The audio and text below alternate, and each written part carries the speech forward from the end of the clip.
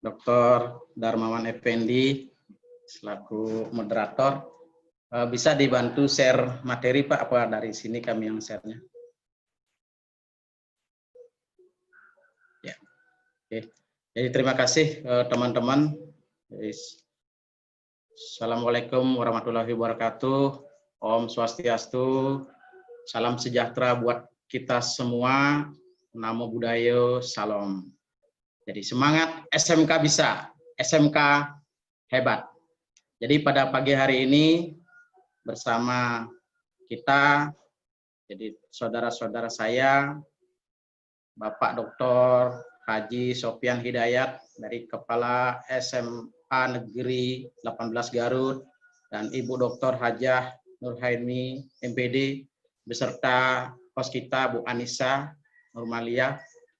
Jadi terima kasih telah memberikan kesempatan bagi kami untuk sharing tentang tantangan dan peluang keterlaksanaan tugas kepala sekolah di era adaptasi new normal. Jadi perkenalkan, saya Imade Rasta, Kepala SMK Negeri 1 Sawan, Buleleng, Bali. Lanjut, next Mas. Ya, karena ini merupakan sharing, jadi kami sampaikan beberapa hal yang menjadi tantangan dan juga peluang sebagai refleksi awal kita. Kami di SMK Negeri 1 Sawan, walaupun per tanggal 1 Januari 2018, kita di Bali khususnya melalui peraturan gubernur sudah diwajibkan SMA SMK untuk pembelajaran daring menggunakan kelas maya. Jadi ruang belajarnya menggunakan daring.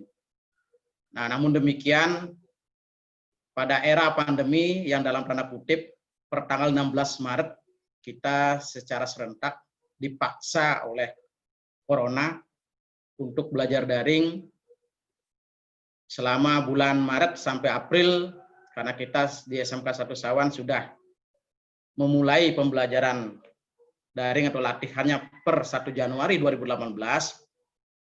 Pada awalnya saya hanya melakukan pendekatan secara manajemen sistem ke teman-teman bahwa itu sudah siap kita lakukan. Namun demikian, supervisi di awal bulan April kami mendapatkan data bahwa ternyata ada beberapa kendala dari teman-teman kita di lapangan. Hanya 45% teman-teman yang bisa menggunakan sistem daring secara full, dan selanjutnya adalah beberapa kendala yang dihadapi itu ternyata ada kesulitan akses internet. Ya maklum saja karena kami walaupun di Bali ini tol langitnya ya, jadi secara keseluruhan, jadi secara general atau secara holistik memang sudah mapan untuk di internet maupun di wifi ataupun di akses jaringan. Tetapi kebetulan kami SMK Negeri 1 Sawan ada di pedesaan, sehingga beberapa guru kita ada dari desa, kemudian juga siswa kita. Sehingga dari survei awal guru kita memberikan tanggapan 68% itu mengalami kesulitan akses. Ini di awal April. Next Mas. Ya next Mas ya. Oke, berikutnya adalah survei kami terhadap staf TU yang mulai 16 Maret juga bekerja di rumah. Dari survei di awal April itu, dari 28 tanggapan yang ada, ternyata mereka mampu melakukan tugas 64,3%. Itu dengan kondisi baik dan sangat baik 17,9%. Artinya kesiapan pembelajaran dari rumah, kesiapan pelaksanaan tugas itu sudah sebagai refleksi awal bulan Maret dan April itu untuk staf TU sudah mampu melakukannya. Oke, next. Ini masih refleksi. Kemudian bagaimana dengan siswa kita? Ternyata Ibu Bapak, dari 444 responden itu hanya 49,8% Jadi 49,8% itu mengatakan bahwa ada kendala, terutama di penghasilan orang tua. Sehingga mereka juga memberikan tanggapan sekitar 50% siswa kita itu keterbatasan di kuota. Nah, ini survei kita di awal bulan April. Next, Mas.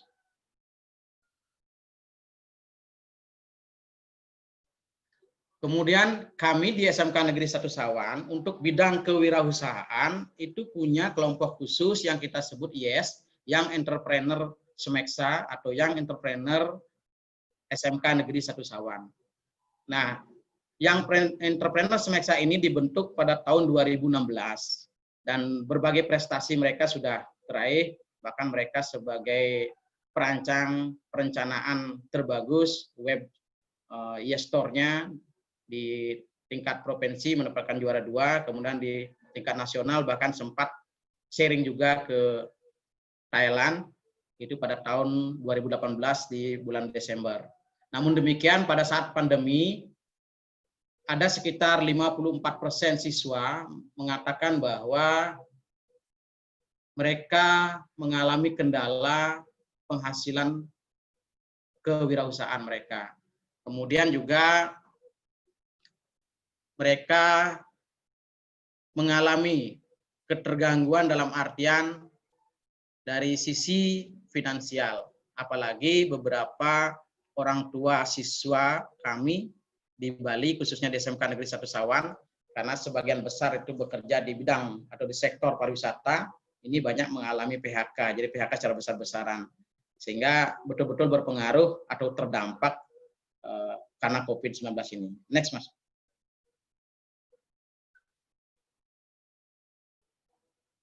Ya.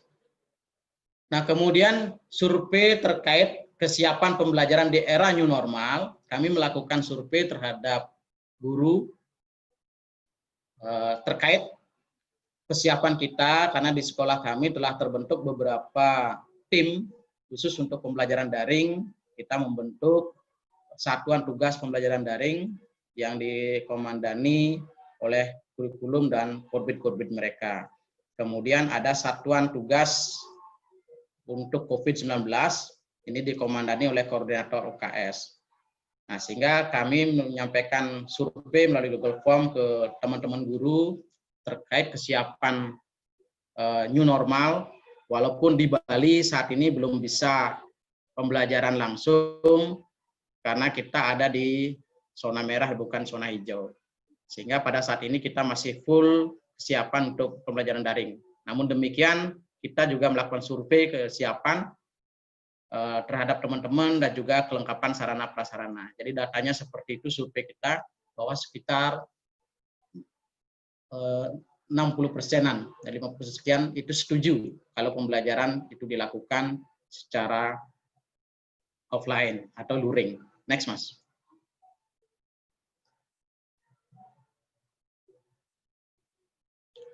Nah, berdasarkan refleksi di bulan Maret dan April itu, jadi teman-teman kami di manajemen lakukan berbagai kebijakan. Yang pertama terkait dengan keterbatasan kuota, karena dana BOS diberikan keleluasaan, maka pada kegiatan pembelajaran daring di bulan Mei, Juni, kita memberikan paket kuota kepada siswa dan juga guru. Sehingga hasilnya setelah survei kita di bulan Mei, itu pembelajaran daring bisa dilakukan optimal, bahkan dari 696 siswa yang disurvei, hanya 5 orang yang tidak bisa pembelajaran daring dikarenakan mereka tidak memiliki perangkat Android ataupun perangkat HP-nya. Selain pemberian kuota, kita memberikan beberapa bantuan khusus kepada siswa yang terdampak, karena ada sekitar 50% siswa dari orang tuanya terdampak. Itu ada bantuan berupa bantuan keringanan dana masyarakat bagi siswa yang betul-betul terdampak orang tuanya. Kita memberikan bantuan keringanan dana masyarakat. Kemudian ada pemberian voucher belanja di YesMart kita, di YesStore kita. Nah, kenapa kita berikan voucher belanja? Karena kebetulan di YesMart kita kita juga mempekerjakan pegawai 3 orang, dan pada masa pandemi mereka juga terdampak dan Yesmart tidak bisa buka. Sehingga kita memberikan voucher belanja dan anak-anak bisa belanjanya secara daring atau online melalui YesStore SMK Negeri 1 Sawan, karena kita punya juga toko daringnya. Kemudian penerima bantuan sembako. Nah, ini dari partisipasi dari teman-teman khususnya pegawai negeri di SMK Negeri 1 Sawan itu dengan rela menyumbangkan sebagian penghasilan mereka untuk memberikan paket sembako kepada orang tua siswa yang terdampak. Dan paket sembako ini pun diberikan melalui voucher belanja di Yesmart kita, sehingga di Yesmart kita bisa hidup, bisa berjalan, penjualannya juga bisa lancar di bulan Mei dan Juni. Lanjut, Mas.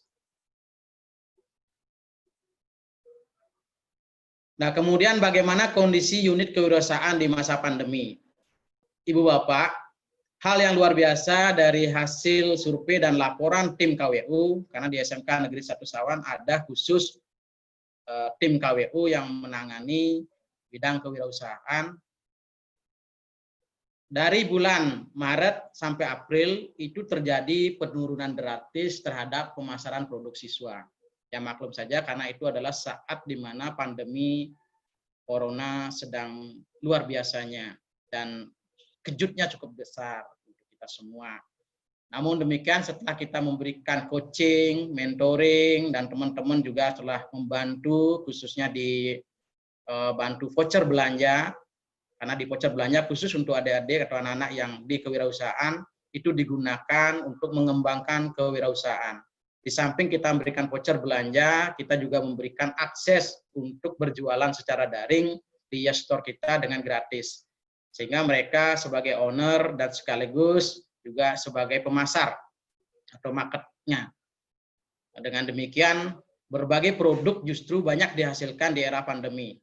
Dari produk bersifat pribadi, bahkan produk bersifat kelompok, dan juga kerjasama tim dari koagen sekolah, orang tua, dan juga teman-teman mereka. Dan yang tidak kalah menariknya adalah dengan keterpaksaan mereka mampu membuat berbagai kreativitas produk, desain, dan juga pembelajaran yang luar biasa khususnya di bidang kewirausahaan. Next, Mas.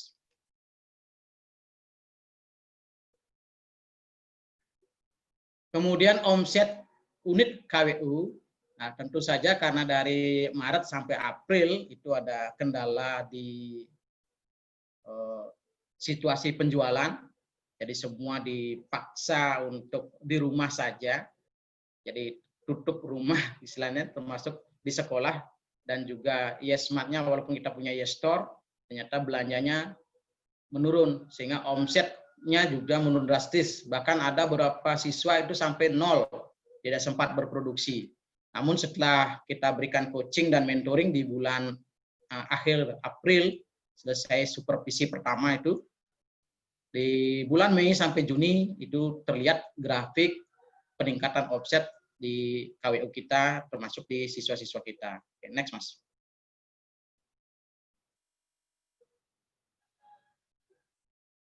Kemudian siswa yang berpartisipasi di KWU, jadi pada awal sebelum pandemi itu sekitar 40 siswa, mereka tergabung di kelompok YES, Young Entrepreneur Smeksa. Kemudian begitu mulai Maret sampai April, ada beberapa dari mereka keluar, sehingga kurang lebih 10 orang, sehingga jumlahnya menurun Maret-April. Tapi begitu diberikan pemahaman, diberikan coaching, dan dalam tanda kutip dipaksa habis oleh Corona, karena situasi keluarga, ekonomi, dan sebagainya, dan juga difasilitasi oleh sekolah melalui YesStore dan Yesmart, dan saya ucapkan terima kasih kepada guru-guru kami yang hebat, utamanya di tim ICT, guru kami yang di produktif, di kewirausahaan, ini semua tim di SMK Negeri 1 Sawan yang luar biasa, yang di belakang layar termasuk dari staf tata usaha, sehingga memberikan motivasi secara moral, material, yang bersedia memberikan voucher belanja, modal usaha kepada adik-adik kita, anak-anak kita, Sehingga mulai Mei sampai Juni dan saat ini jumlah adik-adik kita yang tergabung di kelompok YES yang Entrepreneur Semeksa itu meningkat tajam sampai 80 orang dengan usaha yang aktif saat ini. Di YES Store kita sudah banyak sekali produk-produk yang terjual, termasuk di grup-grup WA yang tersebar, di grup wali kelas, di grup orang tua siswa, kemudian di grup resmi sekolah, di grup KWU, ada banyak grup-grup WA termasuk di IG dan FB. Terima kasih, lanjut Mas. Oke, Ibu Bapak yang saya hormati, nah kemudian supervisi terkait kesiapan pembelajaran di era new normal, ini kami lakukan bulan Juni 2020, jadi grafiknya seperti itu, ternyata ada 14, itu sangat setuju ya. Kemudian juga berkaitan dengan bagaimana kinerja tim COVID-19 di SMK Negeri 1 Sawan, itu ada sekitar persentasenya jadi cukup tinggi, bahwa kerjanya sudah cukup bagus. Kami sampaikan terima kasih kepada tim COVID yang selalu bekerja sama dengan tim kesehatan juga, khususnya di Puskesmas 2 Sawan yang membantu kita. Jadi terima kasih sekali lagi pada Pak Agus Sudarmaya selaku Ketua Tim COVID dan teman-teman. Jadi tanggapan dan kesiapan kita sudah luar biasa. Ini bentuk sharing kepada Ibu Bapak, teman-teman kita, saudara-saudara di seluruh Indonesia, bahwa bagaimanapun juga kesehatan itu adalah nomor 1, dan kita hanya punya hak atas doa dan usaha. Sehingga kami di SMK Negeri 1 Sawan melakukan berbagai usaha menjaga kesehatan. Yang bertanggung jawab adalah tim Satgas COVID-19. Lanjut, Mas. Bapak mengingatkan waktunya tinggal 4 menit lagi. Terima kasih. Oke, siap-siap, Mas. Lanjut.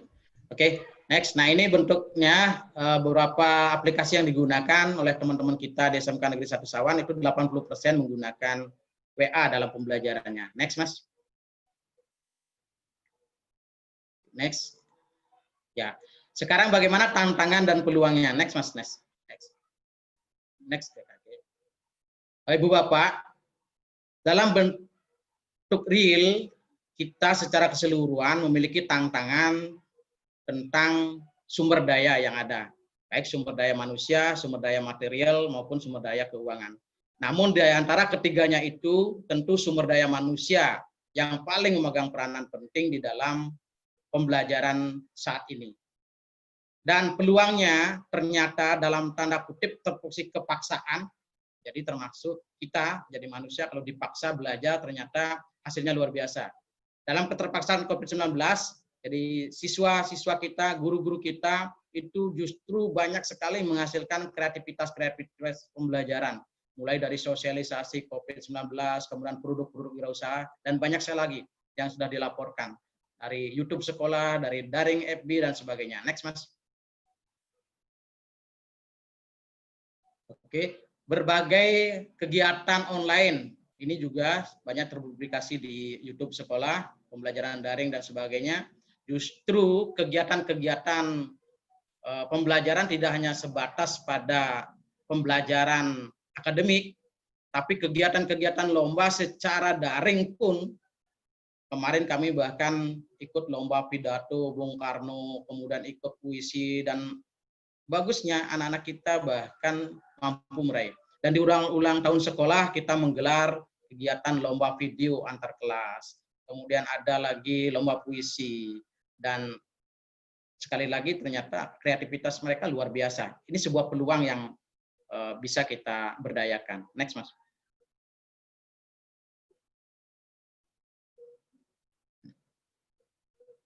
Nah, ini juga peluangnya ternyata di YES Store kita tercatat semakin ramai produk-produk yang dihasilkan. Justru di masa pandemi, sebelum pandemi, walaupun kita paksa membuat produk, ternyata keterpaksaan sebelum pandemi tidak sehebat keterpaksaan setelah pandemi.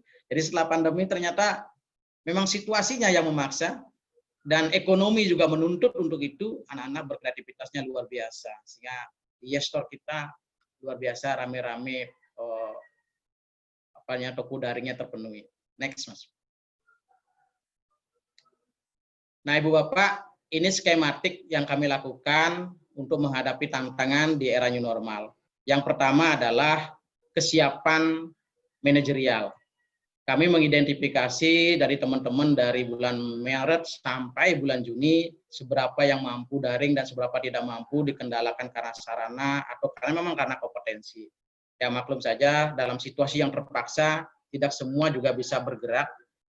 Kenapa? Karena kita juga semua ada yang berumur, ada apa. Tetapi setidaknya kita mencoba. Nah, oleh karena itu setelah identifikasi kami mencoba melakukan webinar di sekolah, penguatan dari teman-teman yang mampu pembelajaran daring itu sebagai narasumber. Webinar kami lakukan bahkan sampai saat ini sedang webinar MPLS juga sedang berlangsung. Nah, ini adalah sebuah kekuatan kita untuk menyongsong era adaptasi. Jadi yang pertama adalah manajemen sumber daya manusia yang harus kita upayakan dengan sifat teamwork, gotong royong, dan sistem kerja yang jelas. Next, Mas. Oke.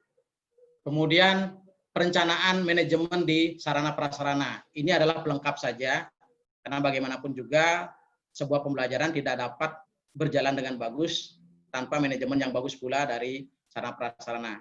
Jadi tim Satpras kami bekerja lebih ekstra, justru kerjanya di masa pandemi jauh lebih keras ketimbang sebelumnya.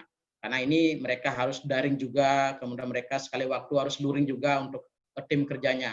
Jadi mereka menyiapkan sarana prasarana yang dibutuhkan oleh guru. Next, Mas.